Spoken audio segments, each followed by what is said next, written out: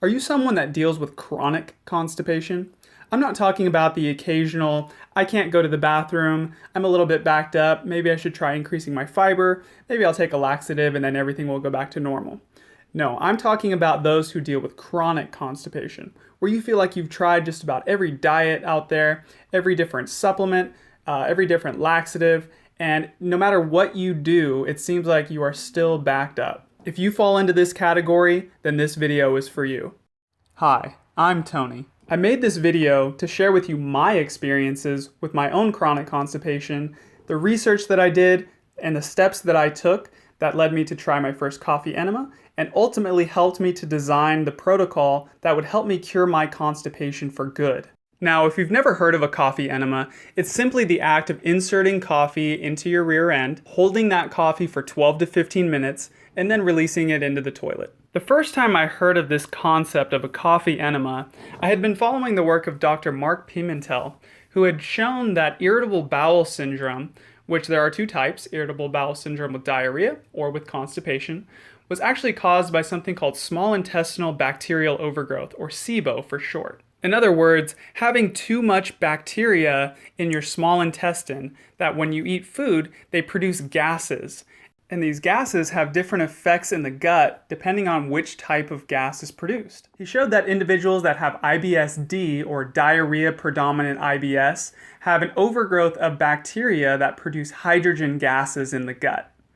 This excess of hydrogen gas in the gut leads to symptoms like bloating, distension, and increased motility or speed or transit of food through the gut, which is characteristic of IBS-D, of course, and ultimately leading to diarrhea. This discovery has actually led to the development of antibiotics aimed at reducing the number of bacteria in the gut so that these symptoms can be treated. Now, if you have IBS-C, or constipation predominant IBS like myself, you don't have an overgrowth of hydrogen-producing bacteria in the gut, but instead what you have is an overgrowth of a microorganism known as an archaea that produces methane gas in the gut. An overproduction of methane gas in the gut has been associated with the symptoms related to IBS-C, which include bloating and distension, constipation, and a slowed motility or a decreased movement of food through the gut.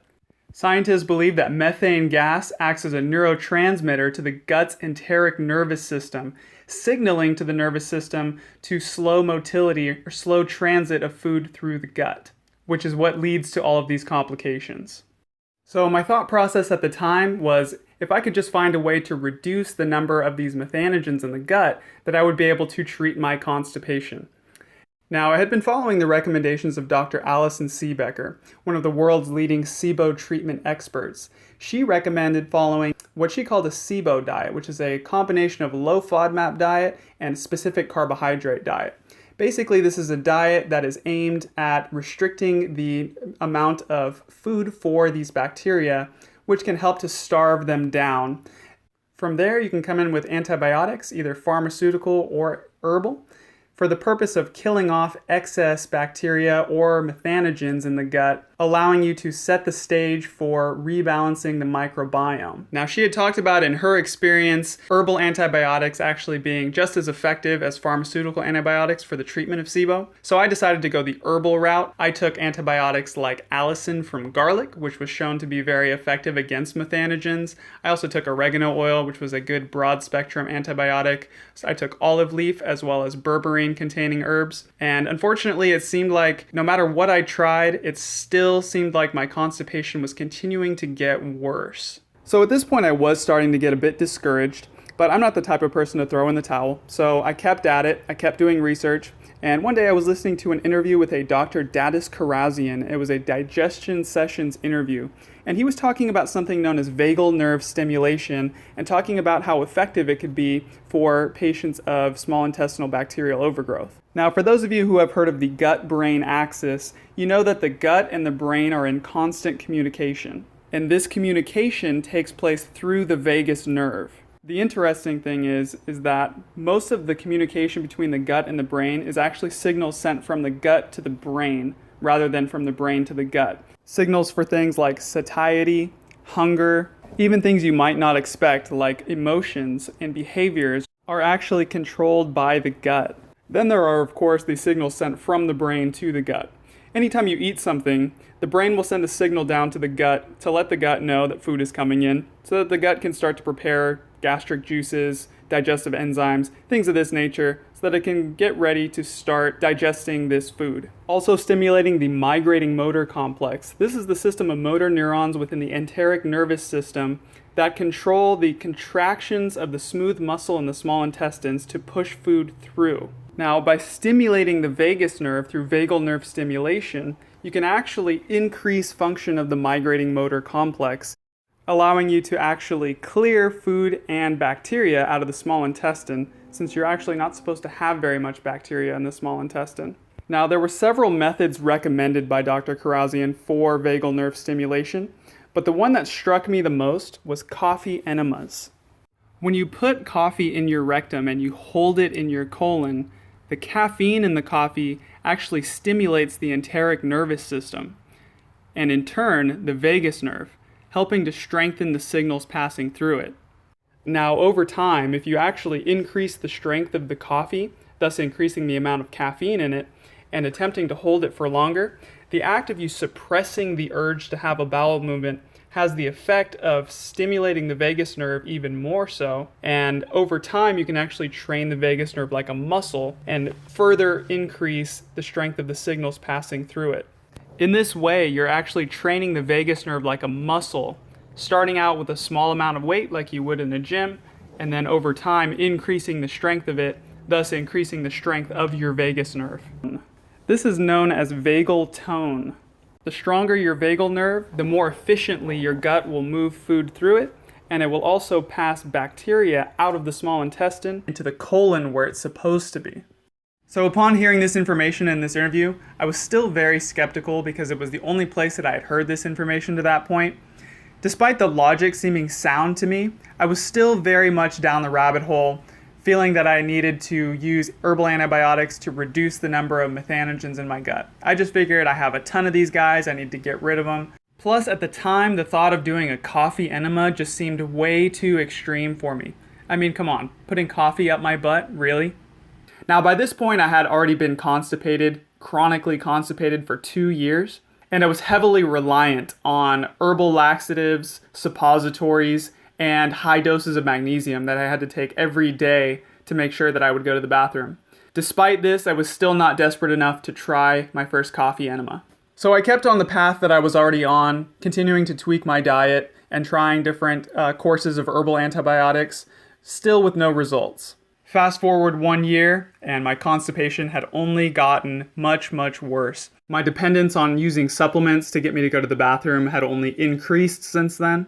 And I was becoming much, much more ill. I had severe brain fog, severe fatigue, to the point where I was a college student and I would go to school and I would park on the second floor of the parking structure, and the whole idea of trying to walk down one flight of stairs was just too much for me. This was very unlike me, as I had been athletic my entire life. So one day I was doing some more research, and I actually came across that same talk by Dr. Dadis Karazian again, which spurred my memory about that whole talk about coffee enemas.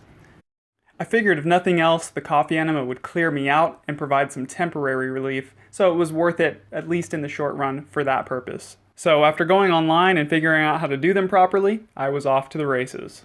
I knew going in that I was supposed to try to hold it for at least 12 to 15 minutes. I only lasted all of about 30 seconds. So I definitely didn't last very long, but it did an amazing job of clearing me out. Then I got very, very ill from it. Brain fog, headache, and my skin broke out pretty severely. Then shortly after the first one, I discovered the curezone.org forums. This is a place where people post extremely graphic photos of what they get out from doing coffee enemas, colon cleanses, and mostly what people were posting were pictures of parasites that they had gotten out. Now, the thought of parasites scared me half to death. So I went ahead, I did my second one, decided to do some poking around in the toilet bowl after, and I did not discover any parasites. However, what I did discover were what I later found out to be gallstones. So of course this raised my curiosity. How does doing a coffee enema help you get gallstones out of the gallbladder?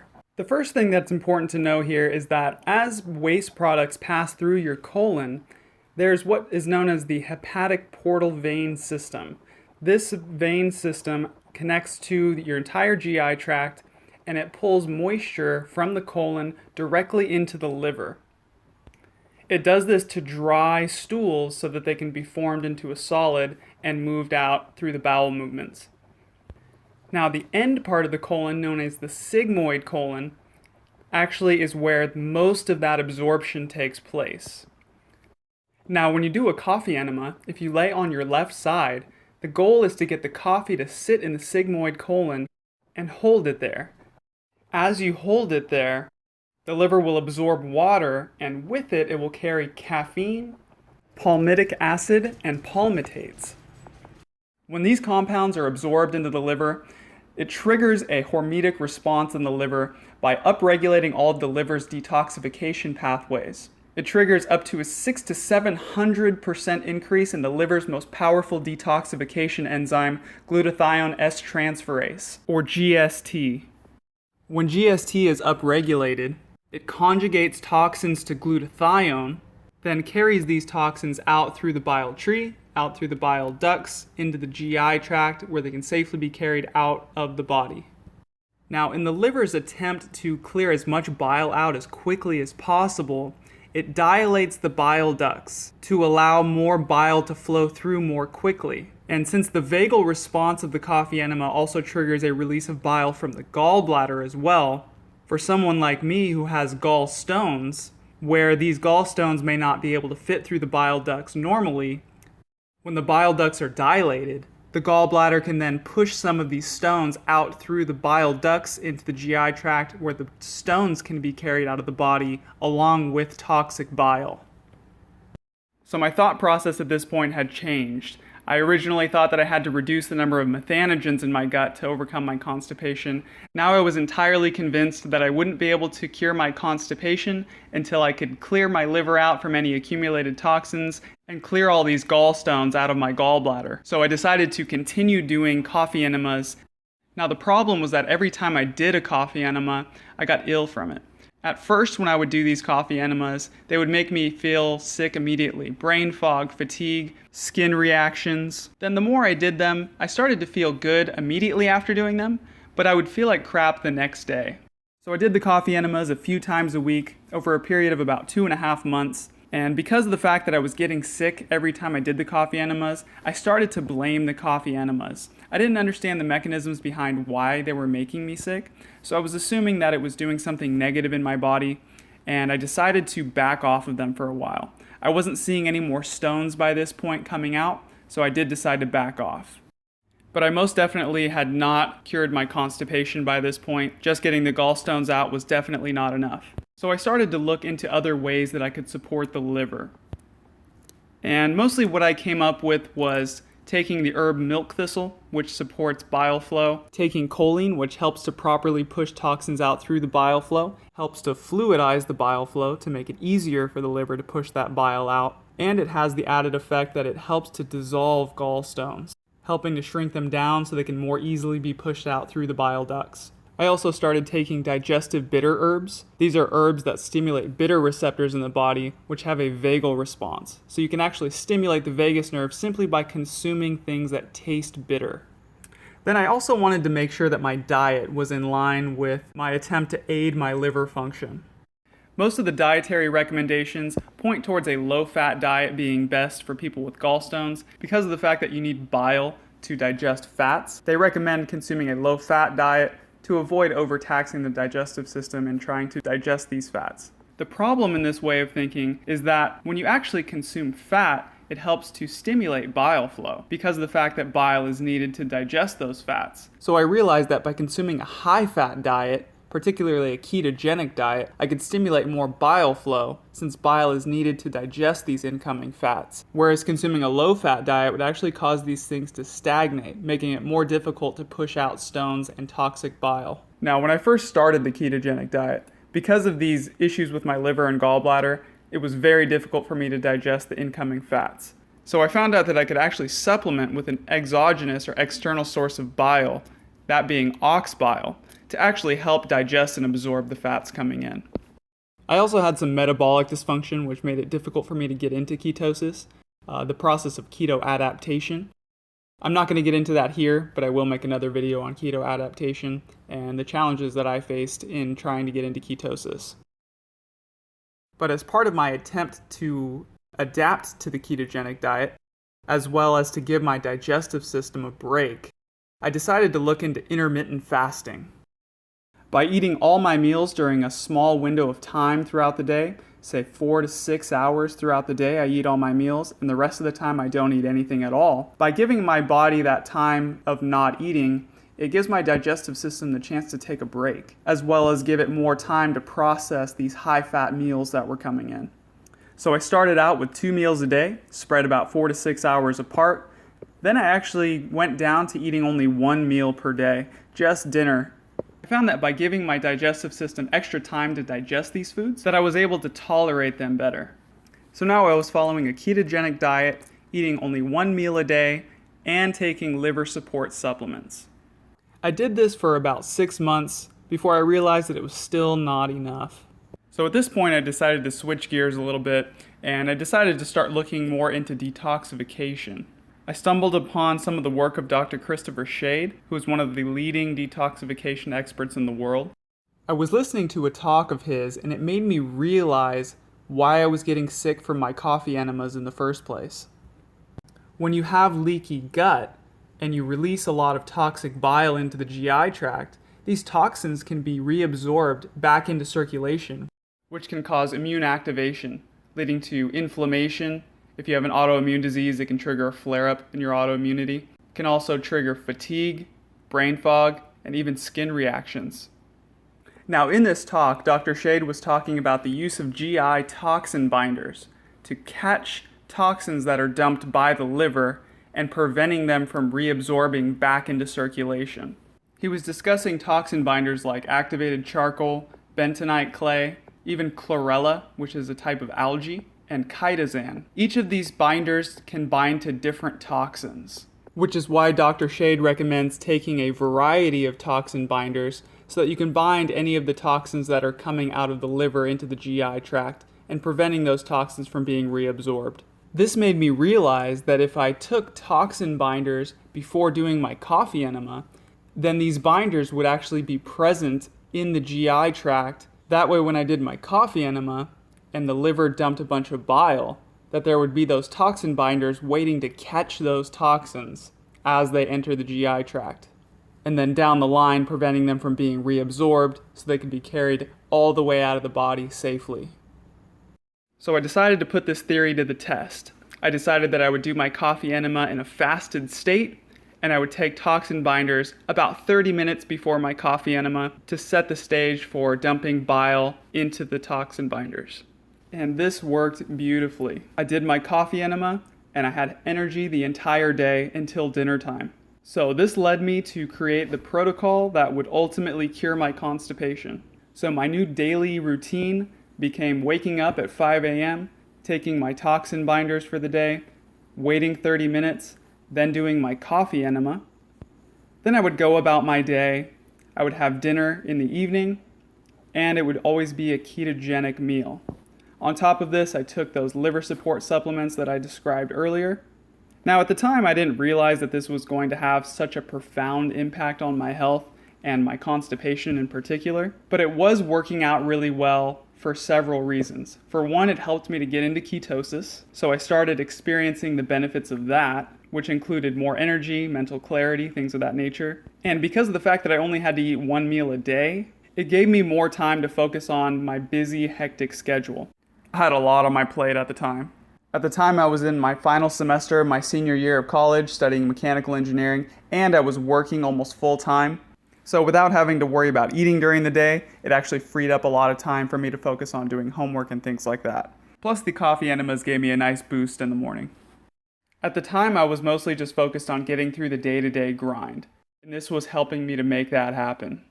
The crazy thing was, because of the fact that I was doing coffee enemas every morning, I was clearing out every morning, so I couldn't actually tell if I was constipated or not. So then one morning, about 3 months after starting this protocol, I woke up one morning, got ready to do my coffee enema, but I actually had the urge to have a bowel movement before doing my coffee enema.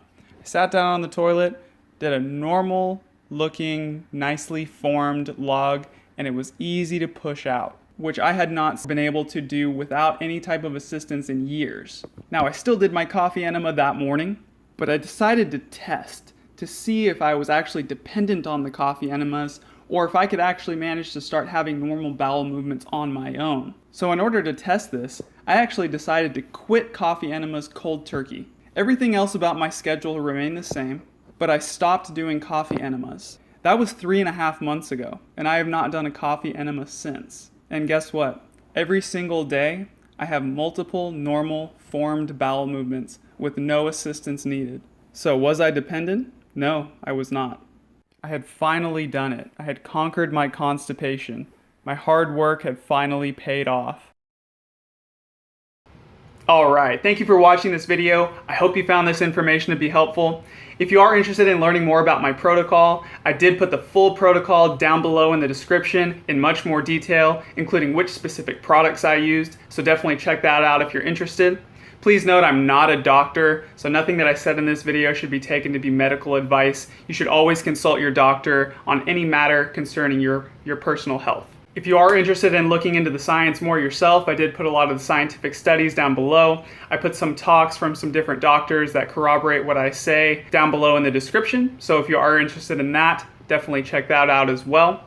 Also, please let me know what you guys think about this new video format. I really had a lot of fun making this video, getting to draw on the whiteboard. Using visual representations, I found it to make it easier for me to get my point across. And I do plan on making more videos like this in the future, so definitely stay tuned for that.